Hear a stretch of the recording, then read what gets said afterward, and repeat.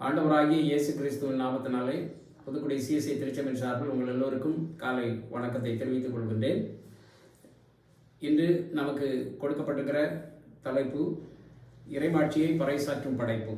Creation proclaims glory of God. இதற்கு கொடுக்கப்பட்டிருக்கிற திருமறை பகுதிகள் நீதிமொழிகள் 8:22-31, வெளிப்படுத்தல் 21:1-8, லூக்கா 8வது அதிகாரம் 22-25 வரையிலும் உள்ள திருமறை பகுதிகள் கொடுக்கப்பட்டுள்ளது.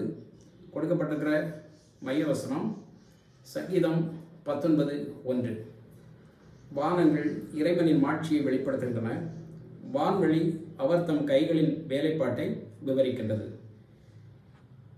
Sky reveals God's glory. இன்று இறைவனுடைய மாட்சியை படைப்புகள் பறைசாற்றுகின்றது என்ற தலைப்பிலே நாம் சிந்திக்கும்போது, உலகம் முழுவதும் ஜூன் 5ஆம் நாள் 2011 அன்று உலக சுற்றுச்சூழல் தினமாக மக்கள் சிறப்பாக கொண்டாடுகிறார்கள். இதை இன்றும் நாம் கவனிக்கிற போது அரசுகளும் நிறுவனங்களும் பள்ளிகளும் கழகங்களும் சமய ரீதியான அமைப்புகளும் இந்நாளை அனுசரிப்பதில் கலந்து கொள்கின்றன. குறிப்பாக உடைய திருச்சபைகளும் இந்த சுற்று சூழலை, இந்த சிறப்பான நிகழ்வை நினைப்பதிலும் அதை குறித்த ஆழமான சத்தியங்களை மக்களுக்கு எடுத்து சொல்வதிலும் மிக பொறுப்பாக கவனமாக இடம்பெறுகிறது என்பதில் எந்த விதமான சந்தேகமும் இல்லை. இறைமாட்சியை பறைசாற்றுகின்ற படைப்புகளை இந்த உலகம் வியந்து கவனிக்கின்ற போது, ஜீம் லோவல் என்கிற அமெரிக்க விண்வெளி வீரர் சந்திரனை சுற்றி வருகையிலே பூமியை வெகு தொலைவிலிருந்து அவர் பார்க்கின்றார். பூமியை அவர் பார்க்கும்போது இந்த பூமியை பார்த்து அவர் சொன்னார், பூமியின் மக்களே, நீங்கள் வாழும் பூமியை காப்பாற்றுங்கள், அது மிகவும் அழகான இல்லம், விண்வெளியில் அதை போல வேறு கோளம் இல்லை என்று பறைசாற்றினார். எனவே இந்த இயற்கையின் அழகை அவர் காண்கிற போது அது கடவுளுடைய ஒரு வியத்தகு ஞானத்தின் வெளிப்பாடு என்பதை இந்த உலகிற்கு பறைசாற்றுகிறார். கடவுளுடைய படைப்பின் வரலாறுகளை நாம் கவனிக்கிற போது, கடவுள் ஆவியானவர் நீர்த்துளிகளின் மேல் அசைவாடி கொண்டிருந்தார். அதிகம் 1ஆம் அதிகாரம் 1-2 வசனங்களை நாம் பார்க்கின்றோம். ஆண்டவர் சொல்லும்போது எல்லாம் ஓரிடத்திலே ஒதுங்குக என்று அவர் சொன்னபோது அவருடைய வார்த்தைக்கு அது அப்படியே ஆயிற்று. என்புக்குரியவர்களே, வானம் உண்டாகட்டும், பூமி உண்டாகட்டும் என்று கடவுள் வார்த்தையினாலே இந்த படைப்பின் மகத்துவங்களை வெளிப்படுத்துகிறார். ஓய்வுநாள் பாடசாலை பிள்ளைகளோடு இந்த ஆசிரியர்களுக்கு பயிற்சியிலே இந்த பாடத்தை கற்றுக் கொடுக்கும் போது கேள்விகள் எழுந்தது. கடவுள் படைப்பாளர் என்று சொல்லும்போது இன்று மானிட வாழ்வில் எவ்வளவோ வியத்தகு செயல்களை மனிதன் இந்த உலகத்தில் வெளிப்படுத்துகிறான், எவ்வளவு படைப்புகளை மனிதன் என்று இந்த உலகத்தில் படைக்கிறான். எனவே கடவுளுடைய படைப்பு என்று நாம் சொல்லும்போது, இதை விட மனிதன் இன்று சிறந்த படைப்புகளை இந்த உலகத்தில் வெளிப்படுத்துகிறான் என்று ஒரு பெரிய கேள்வி எழும்பினது. அப்பொழுது அங்கே உரையாடும் போது, கடவுளுடைய படைப்பையும் மனிதனுடைய படைப்பையும் நாம் கவனமாக கவனித்து அறியும் போது, கடவுள் வறுமையிலிருந்து படைக்கிறார், இல்லாமையிலிருந்து இந்த உலகத்தை உருவாக்குறார். ஆனால் மனிதன் இருக்கிறதை அவன் ஆய்வு செய்து 2 பொருட்களை ஒன்றிணைத்து ஒரு புதுமையை இந்த உலகத்திற்கு கொண்டு வருகிறான். எனவே கடவுளுடைய படைப்புக்கும் மனித படைப்புக்கும் இருக்கிற வேறுபாடை நம்மால் புரிந்து கொள்ள முடிகின்றது. உலர்ந்த தரை தோன்றுக, அவ்வாறே ஆயிற்று. உலர்ந்த புல்பூண்டுகள், விதை தரும் செடிகள், கனிதர மரங்கள் அனைத்தையும் பார்த்து இறைவன் மகிழ்ந்தார். அவருடைய படைப்புகள் எல்லாம் கடவுள் பார்த்து மகிழ்ந்தார். அவர் மகிழ்ந்தது மட்டுமல்ல, இது மிகவும் நன்றி என்று ஆண்டவர் சொன்னார். அன்புக்குரியவர்களே, இந்த உலகம் இருக்கும் நாள் வரையிலும் விதைக்கும் காலமும் அறுவடை காலமும் குளிரும் வெப்பமும் கோடை காலமும் மழையும் பனியும் இறைவன் கட்டளையிட்டபடியே உண்டாக்கி அதனுடைய ஒழுங்கிலே மிக சிறப்பாக செயல்பட்டுக் கொண்டிருக்கிறது. எனவே படைப்புகள் இறைவனை மிக சிறப்பாக மகிமைப்படுத்துகின்றது, மாட்சிப்படுத்துகின்றது, அவருடைய திருப்பெயரை மகிமைப்படுத்துகின்றது. இந்த படைப்புகள் எல்லாம் பார்க்கும்போது இறைவனுடைய வியத்தகு செயல்கள், இறைவனுடைய ஆற்றலை நாம் புரிந்து கொள்கிறோம். அன்புக்குரியவர்களே, இந்த படைப்புகள் இறைவனை மகிமைப்படுத்த விடாமல் மனிதர்களால் அச்சுறுத்தப்பட்டு படைப்புகள் இன்றைக்கு சீரழிந்து கொண்டிருப்பதை நாம் கவனிக்கிறோம். படைப்பினுடைய ஸ்திரத்தன்மை மறுக்கப்பட்டு படைப்புகள் சேதப்படுத்தப்படுகின்றன, படைப்புகள் அழிக்கப்படுகின்றன, படைப்புகள் இல்லாமல் ஆக்கப்படுகின்றன. எனவே தான் 2016 ஐக்கிய நாடுகள் சபை இயற்கையை பாதுகாக்கிற நோக்கத்துடன் கவனமாக உட்கொள்ளுங்கள், கன்சியூம் வித் கேர் என்ற கருப்பொருளிலே ஒரு விழிப்புணர்வை ஏற்படுத்தியது. கவனமாக உட்கொள்ளுங்கள். கவனம் குறைவாக உட்கொள்ளும் போது பயங்கரமான விபரீதங்களை, தீமைகளை மனிதன் சந்திக்கின்றான். மிக முக்கியமான ஒன்று, கவனம் தவறும் போது பல பாதிப்புகளை, விபரீதங்களை ஏற்படுத்துகிறது. எனவே இந்த கருப்பொருளுடன் மக்கள் மத்தியிலே பயங்கரமான விழிப்புணர்வுகளை ஏற்படுத்தியது. 2017 கனெக்ட் வித் நேச்சர் என்ற கருப்பொருளில் விழிப்புணர்வு ஏற்படுத்தியது. இயற்கையுடன் இணைக்கவும், இயற்கையோடு இணைந்திருக்கிற, ஒன்றித்திருக்கிற ஒரு அனுபவம் தான் நமக்கு வாழ்வு என்பதை இந்த விழிப்புணர்வு மனுக்குலத்திற்கு பறைசாற்றினது. அன்புக்குரியவர்களே, கடந்த 20 ஆண்டுகளில் ஏற்பட்டிருக்கிற காலநிலை மாற்றம் மனித வாழ்வை திகைக்க செய்கிறது.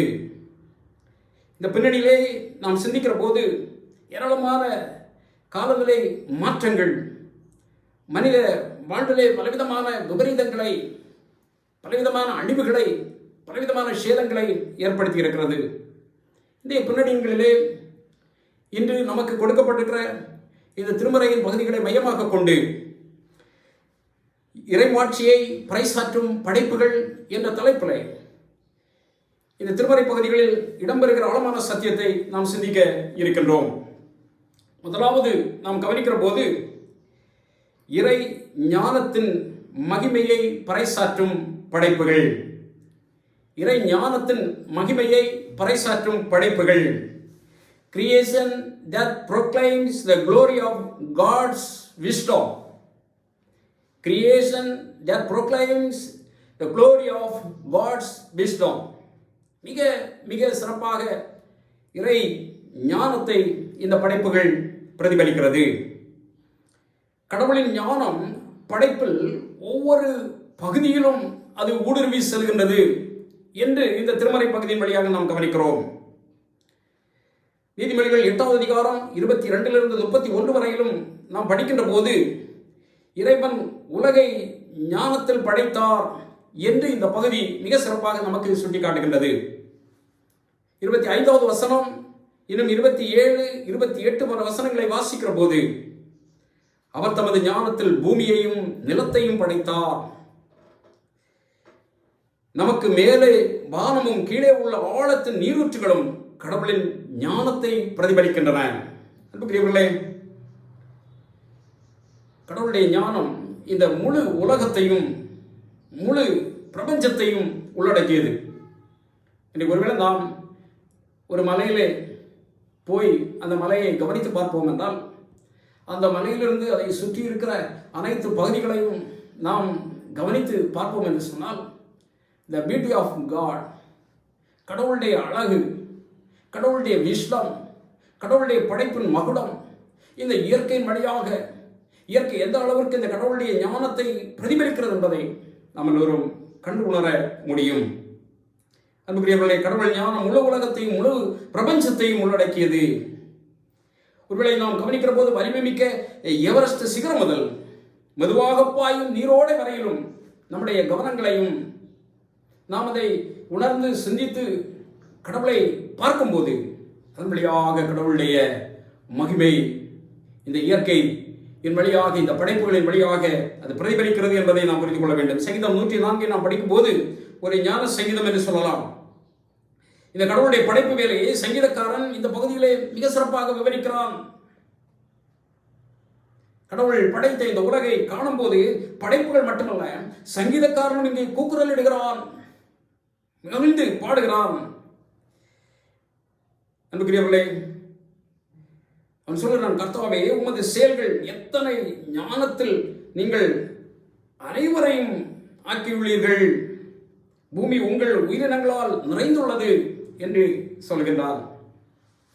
அன்புக்குரியவர்களே, நம்முடைய கடவுள் உலகை ஞானத்தால் படைத்ததால் நம்முடைய வாழ்க்கையை அவரிடம் ஒப்படைக்க முடியும். நீதிமொழிகள் 8 இது தெளிவாக தெரிகிறது. கடவுளின் ஞானத்தை பற்றி மிக சிறப்பாக அவர் கூறும்போது, தொடர்ந்து அந்த பகுதியிலே 8வது அதிகாரம் 32 36 வரையிலும் அதே பகுதியின் தொடர்ச்சியாக பின்பகுதியை நாம் படித்து பார்க்கும்போது, மகன்களே நான் சொல்வதை கேளுங்கள், என் வழிகளை கடைபிடியுங்கள், ஞானமுள்ளவர்களாக இருங்கள். என்னை கண்டுபிடிக்க தவறியவன் தன்னைத்தானே காயப்படுத்துகிறான். இந்த உலகத்தை பார்க்கும் போதே, படைப்பில் மகுடங்களை பார்க்கும் போதே கடவுளை ஒரு மனிதன் அறிந்து கொள்ள, இல்லாவிட்டால் கடவுளுடைய ஞானத்தின் வியத்தகு செயல்களை புரிந்து கொள்ள முடியும். இதை தவறுகிறவன் தன்னைத்தானே காயப்படுத்துகிறான். அதிகாரம் 1:2 கடவுள் உலகை உண்டாக்கும் போது மிக குழப்பம் இருந்த இடத்துல, மிக பிரச்சனையாக இருந்த இடத்துல, எல்லாம் வேறுபட்டு எல்லாம் குழம்பிக் கொண்டிருந்த நேரத்தில் கடவுள் அதை ஒழுங்குபடுத்தினார். மிக சிறப்பான ஒரு ஒழுங்கை அவர் ஏற்படுத்தினார். நீதிமொழிகள் 8:29 சொல்கிறது, அவர் பூமியின் அஸ்திபாரங்களை குறிக்கும் போது தண்ணீர் அவருடைய கட்டளையை மீறக்கூடாது என்பதற்காக கடலுக்கு அதன் வரம்பை ஏற்படுத்தினார். இதே கருப்பொருளை யோபுவும் சுட்டி காட்டுகின்றார். அன்புக்குரியவர்களே, படைப்புகள் கடவுளுடைய ஞானத்தை பிரதிபலிக்கும் பின்னணியிலே மனிதன் படைப்புகளை தன் நலனிற்காக, தன்னுடைய சுயத்திற்காக, தன்னுடைய விருப்பத்திற்காக அவன் இந்த படைப்புகளை அளிக்கிறான். நம்முடைய அரக்க குணம், நம்முடைய மோசமான செயல்பாடுகள் பல நேரம் வளர்ச்சியை மையப்படுத்துகிறது.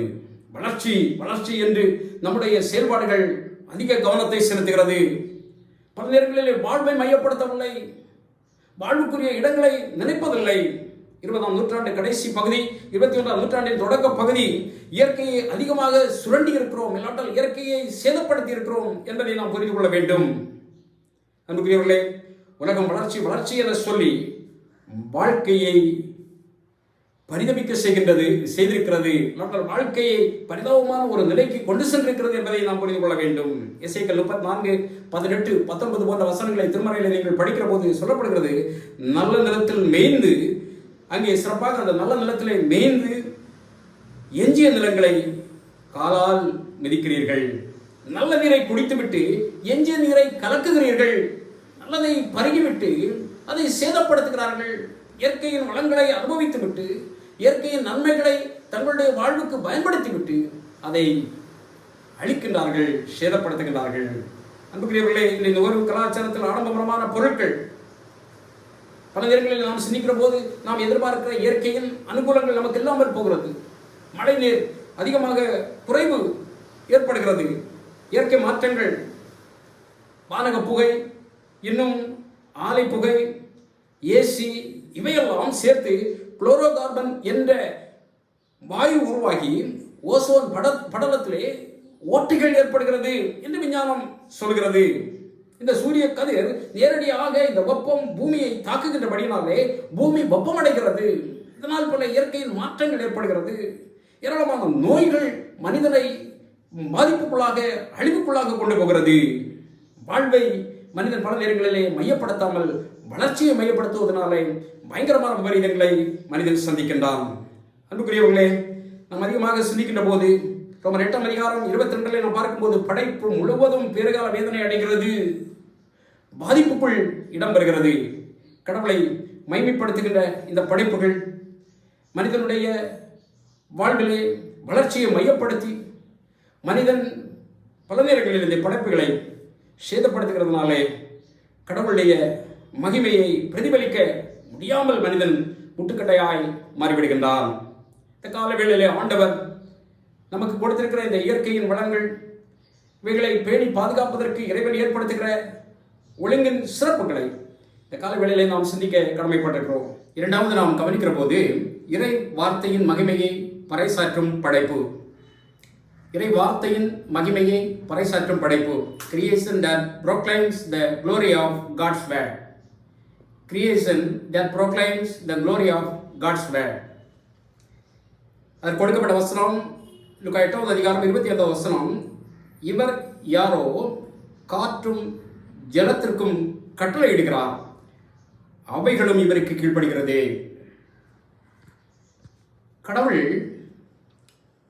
மரங்களையும் ஆதாமையும் ஒன்றாக இருக்கும்படி தோட்டத்திலே மிக சிறப்பாக அமைத்தார்.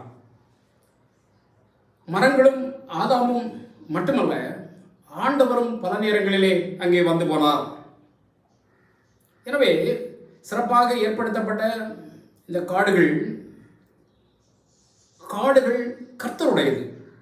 அத்துடன் சகலவிதமான மிருக ஜீவராசிகளும் அனைத்தும் அவருக்கு சொந்தமானது. எனவே தான் சங்கீதம் 50:10 சொல்கிறது, காட்டிலுள்ள சகல ஜீவன்களும் பர்வதங்களில் ஆயிரமாய் திரிகிற மிருக ஜீவன்களும் என்னுடையவைகள் என்று சங்கீதக்காரன் சொல்கிறார்.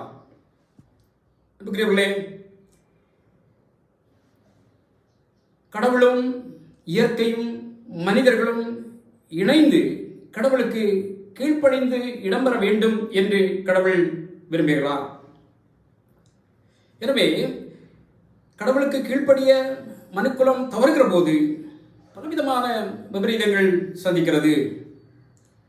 சுற்றுச்சூழல்கள் இன்றைக்கு சீரழிவதற்கு நாம் கடவுளுடைய வார்த்தையை கீழ்ப்படியாமல் போகிறது தான் காரணம் என்பதை புரிந்து கொள்ள வேண்டும். எனவே கடவுளுடைய வார்த்தைக்கு நாம் கீழ்ப்படுகிற போது இந்த சுற்றுச்சூழல்கள் சிறப்பாக இடம்பெறும் என்பதை நாம் அறிந்து கொள்வோம். இன்றைய காலநிலை மாற்றங்கள் எல்லாம் மனிதனுடைய கீழ்ப்படியாமையின் ஒரு பின்னணியங்களை பிரதிபலிக்கிறது. 2004 இடம்பெற்ற சுனாமி முதல் இன்று வரையிலும் நாம் இந்த உலகத்தை கவனிக்கிற போது இதில் ஏற்பட்டிருக்கிற மாற்றங்கள், புயல்களும் இயற்கை சீற்றங்களும், இன்று நாம் சந்திக்கிற கொடிய கொரோனா போன்ற நோய்களும் பெரும் எச்சரிக்கைகளை, பெரும் சவால்களை நமக்கு ஏற்படுத்தி கொண்டிருக்கிறது. எவ்வளவு பயங்கரமான விபரீதங்களை ஏற்படுத்தி கொண்டிருக்கிறது. நம்முடைய வாழ்விலே நாம் சந்தித்திராத, நாம் கண்டிராத, நாம் எதிர்பார்க்காத நம்முடைய வாழ்வின் இடங்களை முடக்கி போட்டிருக்கிறது. வளர்ச்சி என்று ஓடிக்கொண்டிருந்த நம்முடைய வாழ்வுகள் முடக்கப்பட்டிருக்கிறதை இந்த பின்னணிகளிலே நாம் இன்று கவனிக்கிறோம். லூக்கா 8ஆம் அதிகாரத்திலே இயேசு செய்த அற்புதங்களில் ஒன்றுதான் இந்த திருமறை பகுதியிலே நாம் கவனிக்கிறோம். காற்று, கடல் கடவுளுடைய வார்த்தைக்கு கீழ்ப்படுகிறது. கடல் பயணத்திலே இயேசுவும் சீடர்களும் பயணிக்கிற போது பயங்கரமான சுழல் காற்று அங்கே கப்பலை வீழ்த்த முனைந்தது. ஐயரே, நாங்கள் மடிந்து போகிறோம் என்று சீடர்கள் தங்களுடைய விசுவாசத்தை இழந்து விட்டார்கள். விசுவாசமற்று அங்கே பயந்து நிற்கிறார்கள். இயேசு கிறிஸ்து அங்கே காற்றையும் ஜலத்தில் கொந்தளிப்பையும் அதட்டியவுடன் அவைகள் நின்று போயிற்று, அங்கே அமைதி உண்டாயிற்று என்று நாம் படிக்கின்றோம். கிறிஸ்து கட்டளை இடுகிறார், உடனடியாக இயற்கைகள் அதற்கு கீழ்ப்படுகிறது. கடவுளுடைய வார்த்தையை இன்று மனிதர்கள் பக்தியோடு கேட்கிறார்கள். பக்தி பரவசங்களிலே மக்கள் அதிகமாக முக்கியத்துவங்கள் கொடுத்து பல நேரங்களிலே ஓடிக்கொண்டிருக்கிறார்கள். ஆனால் இவருடைய வார்த்தையை பக்தியோடு கேட்கிறவர்கள் விசுவாசத்தோடு தங்களுடைய கிரியைகளை மிக சிறப்பாக நடப்பிக்க வேண்டும். கிரியைகளின் வழியாக இந்த உலகம் பாதுகாக்கப்பட வேண்டும், பண்படுத்தப்பட வேண்டும் என்பதை சிந்திக்க வேண்டும். வசனத்தை கேட்டு அதன்படி செய்கிறவர்களிடத்தில் ஆண்டவராகிய இயேசு கிறிஸ்து மிகவும் பிரியமாக இருக்கின்றார். அவர்கள்தான் எனக்கு தாயும் சகோதரர்களும் என்று 8வது அதிகாரம் 21வது வசனத்தில் சொன்னார். அவர்கள் தான் எனக்கு தாயும் சகோதரர்களும். அவருடைய வார்த்தைக்கு கீழ்ப்படுகிற போது நாம் அந்த பெரிய வாக்கியத்தை பெற்றுக் கொள்கிறோம். அன்புக்குரியவர்களே, இங்கே காற்று மிக ஒரு முக்கியமான ஒன்று. ஒரு முக்கியத்துவத்தை நாம் இங்கே புரிந்து கொள்கிறோம். பெரும் காற்றிலிருந்து கடவுள் உத்தரவு கொடுக்கிறார். அங்கே எலியா வாழ்வின் சூழலை நாம் கவனிக்கிற போது காற்றின் மூலமாக பரத்துக்கு எடுத்துக்கொள்ளப்பட்டார் என்றெல்லாம் நாம் படிக்கிறோம். அப்படியானால் காடுகள், மரம், செடி, கொடிகள் காலநிலை புவியியலை மிக சிறப்பாக வடிவமைக்கிறது. இன்றைக்கு நம்ம காற்று மிக முக்கியமான ஒன்றாக நாம் கவனித்துக் கொண்டிருக்கிறோம். நாம் சுவாசித்து வெளியே விடுகின்ற நம்முடைய இந்த கார்பன் டை ஆக்சைடை மரங்கள் எடுத்துவிட்டு நாம் சுவாசிக்கின்ற ஆக்சிஜனை நமக்கு கொடுக்கின்றது. நம்மளிருந்து வெளியே வருகின்ற இந்த கார்பன் டை ஆக்சைடை மரங்கள் சுவாசிக்கின்ற மரங்கள் எடுக்கிறது. அந்த மரங்கள் கொடுக்கின்ற ஆக்சிஜனை நமக்கு சுவாசிப்பதற்கு கொடுக்கின்றது. எனவே மரங்கள் வளர்ப்போம் என்று இன்று உலகத்திலே எல்லோரும் பறைசாற்றிக் கொண்டிருக்கிறார்கள். இன்றைக்கு மரம் வளர்ப்போம் என்பதிலே அனைவருடைய கவனமும் அதிகமாக இடம்பெறுகிறது.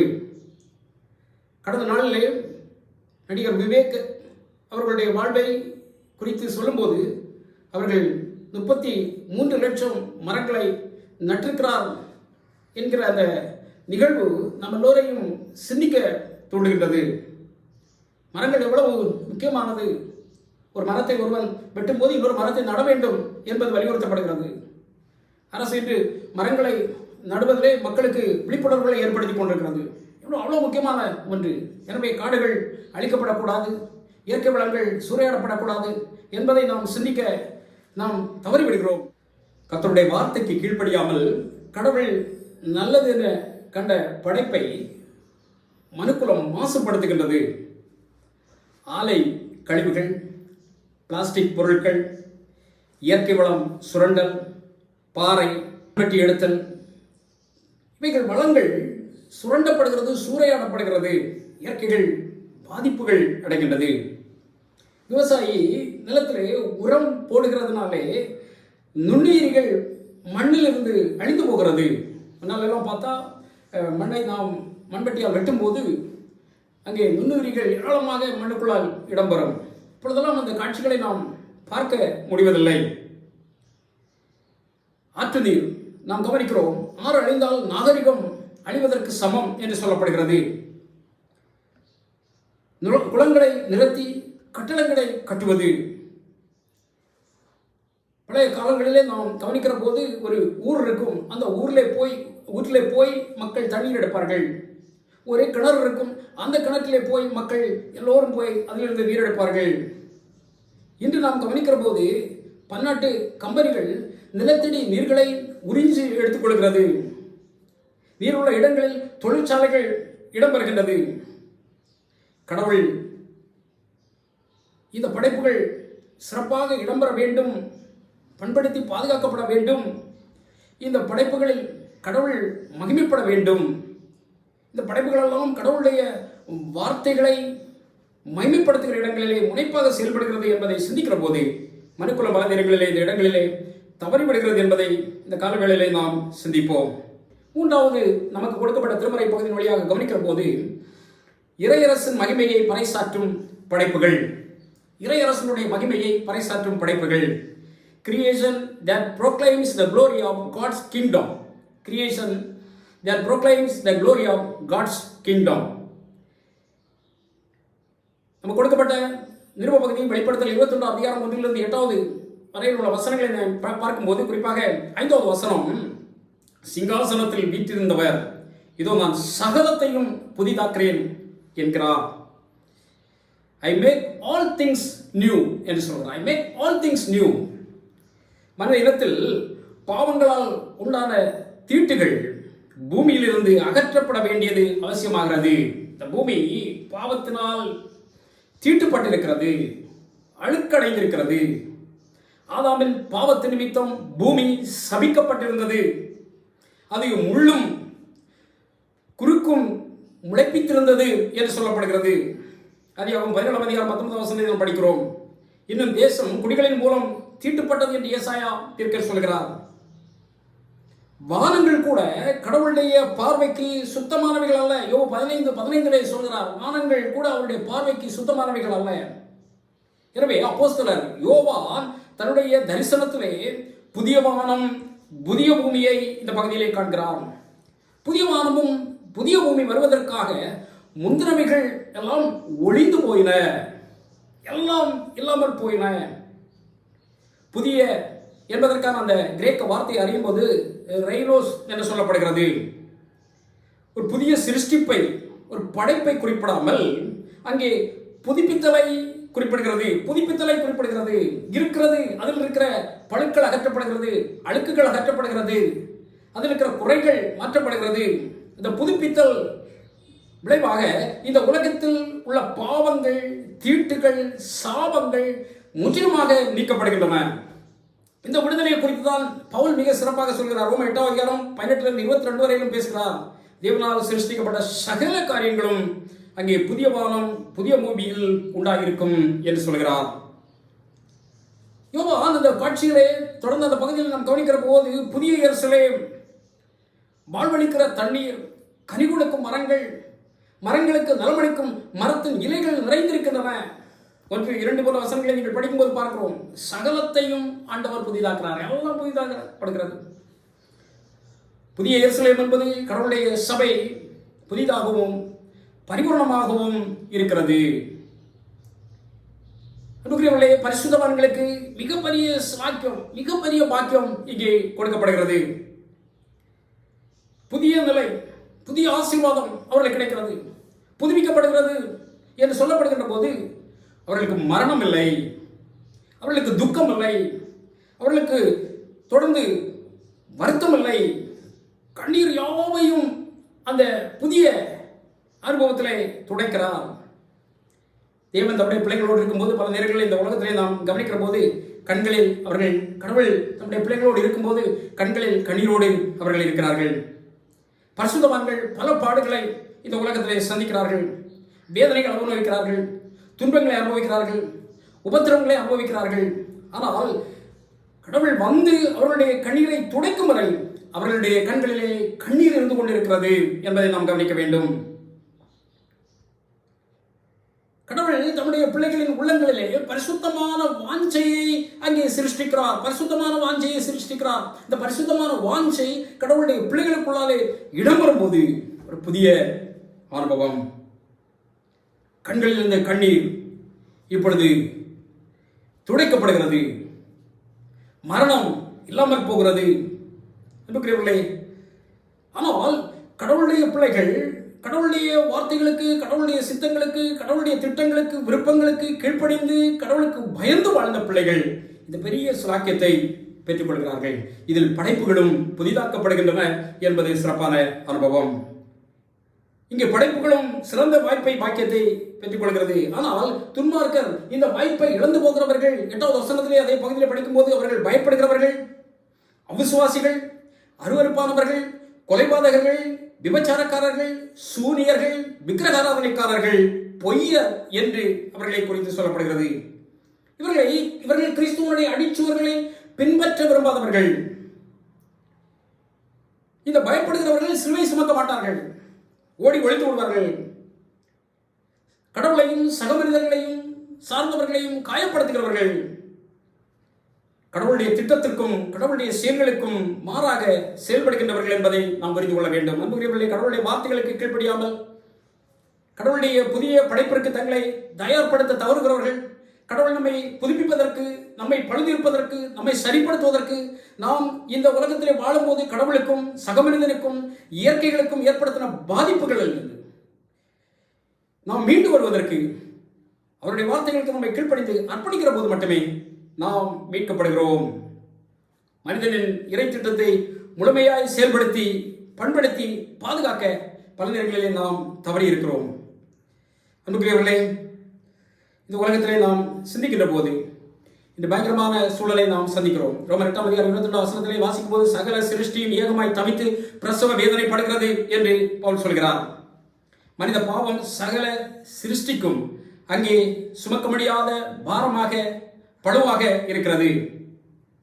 எனவே ஆண்டவராகிய இயேசு கிறிஸ்துவினுடைய வருகையிலே புதிய வானம் புதிய பூமி உருவாகும், அடிமைத்தன வேதனை நீங்கும் என்ற நிச்சயம் 2 பேதுரு 3 அதிகாரம் 13 வசனத்திலே பேதுரு மிக சிறப்பாக எடுத்துக் கூறுகிறார். எனவே கடவுளுடைய இந்த வருகை, இன்னும் கடவுள் இடம்பெறுகிற இந்த சிறப்புகளிலே இயற்கைகளின் பங்களிப்பு மிக சிறப்பாக அமைகின்றது. கடவுள் மானிட வாழ்வை நியாயம் தீர்க்கும் போது இயற்கைகள் அங்கே இடம்பெற்று யதார்த்தங்களை சொல்ல முன்வருகிறது. ஆபகுக்கு 2:12 கல்லு செவரிலிருந்து கூப்பிடும், உத்திரபட்சத்திலிருந்து சாட்சியிடும். இவைகளெல்லாம் நீ பாவம் செய்தாய், நான் கண்டேன் என்று கடவுளுக்கு முன்பாக சாட்சியிடுகிறது, சொல்கிறது. இன்னும் அன்புக்குரியவர்களே, வெளிப்படுத்தல் 20:11 வாசிக்கும் போது சமுத்திரம் தண்ணீர் உள்ள மரித்தோரை ஒப்புவித்தது. சமுத்திரம் தண்ணீர் உள்ள மரித்தோரை கடவுளத்திலே ஒப்புவிக்கிறது.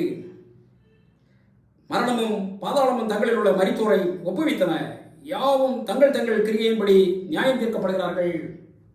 கடவுள் படைத்த இந்த இயற்கை அது நம்மோடு இணைந்து இடம்பெறுகிற ஒரு இறை அனுபவம்.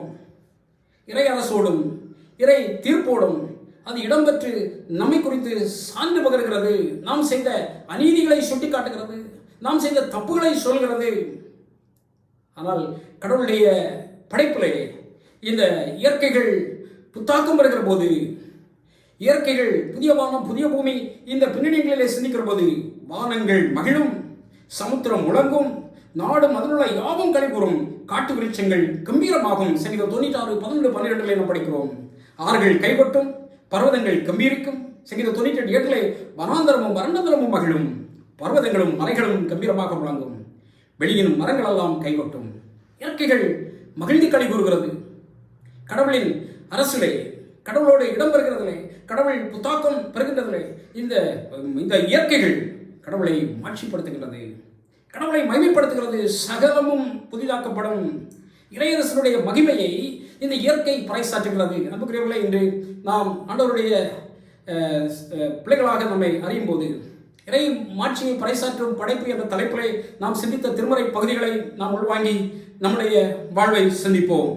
அன்புக்குரியவர்களே, இறை ஞானத்தின் மகிமைப்படுத்தும் படைப்புகள், கடவுளுடைய ஞானத்தின் மகிமையை பறைசாற்றுகிற படைப்புகள், இறை வார்த்தையின் மகிமையை பறைசாற்றுகின்ற படைப்புகள், இறை அரசின் மகிமையை பறைசாற்றுகின்ற படைப்புகள் என்ற பின்னணியங்களிலே நாம் இன்று சிந்தித்த ஆழமான சத்தியத்தை இந்த கால சூழலிலே சிந்திப்போம். பயங்கரமான ஒரு கால சூழலிலே, இயற்கையின் மாற்றங்களில் நாம் சவால்களை சந்தித்துக் கொண்டிருக்கிற இந்த காலங்களிலே நாம் கடவுளுடைய வார்த்தைகளுக்கு கீழ்ப்படிந்து இயற்கையோடும் சக மனிதரோடும் கடவுளோடும் இணைகிற இணைப்பின் பாதங்களிலே ஏதாவது நெருடல்களும் துண்டிப்புகளும் குறைபாடுகளும் இடம்பெறும் என்றால் நம்மை கடவுளுடைய பாதத்திலே அர்ப்பணித்து நம்மை கடவுள் புத்தாக்கம் செய்வதற்கு நம்மை அவருடைய கரங்களிலே ஒப்புவிப்போம். ஆண்டவர் இதன் வழியாக பெரிய காரியங்களை செய்வாராக. ஆமீன். கண்களை மூடி ஒரு நிமிடம் ஆண்டவரை நோக்கி வேண்டுதல் செய்வோம். ஆண்டவரே, இந்த பரிசுத்தமான ஓய்வு நாள், ஆண்டவரே, படைப்புகள் கடவுளை மகிமைப்படுத்துகிறது என்று நாங்கள் கவனிக்கும் போது, ஆண்டவரே, உம்முடைய ஞானம் இந்த படைப்புகள் வழியாக நாங்கள் கவனிக்கிறோம். உம்முடைய வார்த்தைகளுக்கு படைப்புகள் கீழ்ப்படுகிறது, இறை அரசை மகிமைப்படுத்துகிறது. உன்னதமான இந்த அனுபவங்களை நாங்கள் கவனிக்கும் போது ஆண்டவர் சொன்ன ஆகாயத்த பறவைகளை கவனித்து பாருங்கள். அவைகளின் வழியாக எங்களுக்கு கற்றுக் கொடுத்த இயேசு கிறிஸ்து இந்த கால வேளையிலும் இவைகளை கவனிக்கும் போது இந்த கால சூழல்களை நாங்கள் சந்திக்கிற இந்த சவால்களும் இயற்கை மாற்றங்களால் ஏற்படுகிற கொடிய நோய்களும் பயங்கரமான ஆபத்துகளும் விபரீதங்களும் நிறைந்த இந்த உலகத்திலே இறைவன் பாதுகாப்பீராக. எங்களுடைய குடும்பங்கள் எல்லாருடைய வாழ்விலும் இறைவனை இந்த காலங்களில் பாதுகாப்பை கொடுங்க. இந்த கொடிய நோய்களில் பாதிக்கப்பட்ட மக்கள் வீடுகள் மருத்துவமனைகளிலிருந்து வீரத்தோடு கண்ணீரோடு ஆண்டவரே பயங்கரமான சோதனைகளில் வேதனைப்படுகிற எல்லோரையும் கடவுள் குணப்படுத்துகிறாக. குடும்பங்களின் தேவைகள் சந்திக்கப்படுகிறாக. பொருளாதாரங்கள் கருத்து உதவி செய்யும். பிள்ளைகளுடைய வாழ்வு எதிர்காலங்கள், குடும்பங்களில் இருக்கிற அத்தியாவசிய தேவைகள் எல்லாவற்றையும் ஆண்டவர் நிவர்த்தி செய்கிறாங்க. இந்த காலங்களில் எந்த பாதிப்போ குறைபாடுகளோ ஆண்டவரே எங்கள் பிள்ளைகளுடைய தேவைகள் சந்திக்கப்படாமலோ இடம்பெறாமல் காத்துக்கொள்ள வேண்டும் என்று ஜெபிக்கிறோம். ஆண்டவரே, இந்த வார்த்தைகளை கவனித்துக் கொண்டிருந்த ஆண்டவர் இந்த ஜபத்திலே பங்கேற்கிற எல்லா மக்களுக்காகவும் ஜெபிக்கிறோம். எங்கள் மக்கள் வெளியிடங்களில் இருக்கிறவர்கள், ஆண்டவரை வெகு தொலைவுகளில் இருக்கிறவர்கள், உடைய வார்த்தைகளை கவனித்துக் கொண்டிருக்கிற மக்கள் எல்லோரும் தங்கள் வாழ்வுக்காக, பிழைப்புக்காக குடும்பங்களை விட்டு, ஆண்டவரை சொந்த இடங்களை விட்டு, ஜனங்களை விட்டு வெகு தொலைவுகளில் இருக்கிற மக்கள் கடவுளுடைய பாதுகாப்பை கொடுத்தவர்களும் நல்ல செய்திகளை எங்களுக்கு தாரும். இறைவனுடைய நாமம் எங்கள் பிள்ளைகள் வழியாக மகிமைப்படுவதாக. இன்றைக்கு உலகம் முழுவதும் ஆண்டவரை பிள்ளைகள் காப்பாற்றப்படுவதற்கு, பாதுகாக்கப்படுவதற்கு இடம்பெறுகிற மருத்துவ கடமைகள், பணிகள் எல்லாவற்றிலும் கர்த்தர் கூட இருக்கிறாங்க. ஆண்டவரை தொடர்ந்து எங்களை இந்த உலகத்திலே தொடர்ந்து பாதுகாத்துக் கொள்ளுங்க. உங்களுடைய பிள்ளைகளாக தொடர்ந்து இடம்பெறுவதற்கும் ஆண்டவரை தொடர்ந்து உண்மை கூடி நாங்கள் தொடர்ந்து கொள்கிற நல்ல சூழ்நிலைகளை இறைவன் எங்களுக்கு அமைத்து தருவோம். இந்த பயங்கரமான சூழலில் எங்களை மீட்டு காப்பாற்ற வேண்டும் என்று எங்கள் ஆண்டவராகிய இயேசு கிறிஸ்து வழியாக வேண்டுதல் செய்கிறோம். அன்பும் இறக்கவும் பரிசுத்தம் நிறைந்த பரமபிதாவே, ஆமென்.